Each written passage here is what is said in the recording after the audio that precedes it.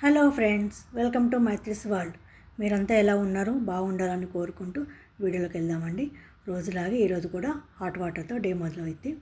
తర్వాత నేను detox water వచ్చేసి ధనియాలు అల్లంతో తీసుకుంటున్నాను. బాగా మరిగిన తర్వాత వడగట్టి తీసుకున్నాను. తర్వాత ఈరోజు బ్రేక్ఫాస్ట్ వచ్చేసి రాగి ఇడ్లీ పెట్టుకుంటున్నాను.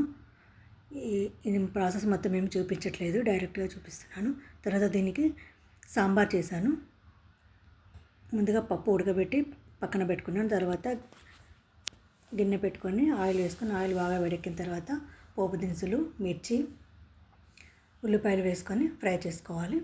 ఇవి కాస్త ఫ్రై అయిన తర్వాత అల్లం వెల్లిపాయ పేస్ట్ కూడా వేసుకొని ఇది కూడా కాస్త ఫ్రై కానివ్వాలి. తర్వాత పసుపు, తర్వాత క్యారెట్ ముక్కలు, సొరకాయ ముక్కలు వేసుకుంటున్నాను. ఇంకా మనకి కూరగాయ ముక్కలు అవసరం వేసుకోవచ్చు. ప్రస్తుతం నా దగ్గర ఈ రెండే ఉన్నాయి కాబట్టి ఈ రెండే వేసాను.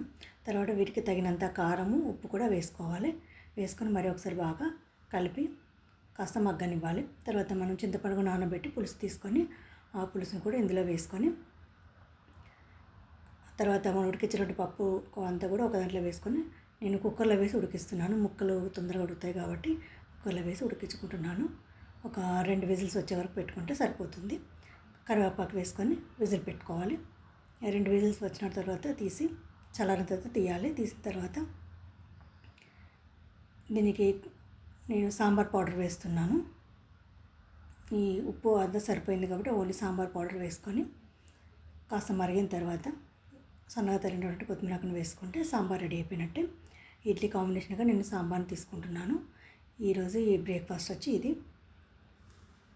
నేను చిన్న ఇడ్లీలు తీసుకున్నాను, నాకు చాలా ఇష్టం కాబట్టి ఇలా చిన్న చిన్న ఇడ్లీలు తీసుకొని సాంబార్తో ఈరోజు బ్రేక్ఫాస్ట్ అయిపోయింది. చాలా హెల్తీగా, చాలా లైట్గా ఉంది ఈరోజు బ్రేక్ఫాస్ట్.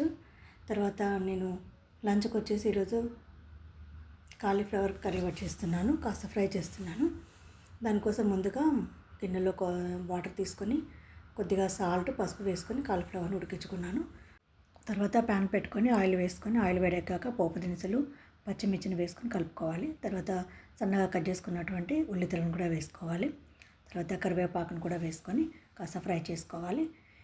ఇది కాస్త ఫ్రై అయిన తర్వాత అల్లం వెల్లిపాయ పేస్ట్ని కూడా వేసుకొని కలుపుకొని అది కూడా కాస్త ఫ్రై చేసుకోవాలి. తర్వాత నేను ఉల్లితలను వేసుకుంటున్నాను. వేసుకొని ఇది బాగా ఫ్రై కానివ్వాలి. ఫ్రై అయిన తర్వాత కాస్త పసుపు వేసుకోవాలి. ఇది కూడా కొంచెం కలుపుకొని మనం ఉడికించుకున్నటువంటి కాలీఫ్లవర్ని వేసుకొని ఫ్రై చేసుకోవాలి. ఈ పోపు అంతా దీనికి పట్టేంత వరకు కలుపుకోవాలి. బాగా కలిపిన తర్వాత ఈ కూరకు తగినంత సాల్ట్ కూడా వేసుకోవాలి. వేసుకొని మూత పెట్టి కాసేపు మగ్గనివ్వాలి. కాస్త మగ్గిన తర్వాత మూత తీసి మరి ఒకసారి బాగా కలుపుకోవాలి. పైనుంచి కింద కలుపుకొని నేను పప్పుల పొడిని వేస్తున్నాను, కొంచెం టేస్ట్ బాగుంటుంది కాబట్టి పప్పుల పొడిని వేసుకొని మరి ఒకసారి బాగా కలుపుకోవాలి. బాగా కలిపిన తర్వాత చివరిగా ధనియాల పొడి వేసుకుంటున్నాను. అంతే అండి, కాలీఫ్లవర్ ఫ్రై రెడీ అయిపోయినట్టే.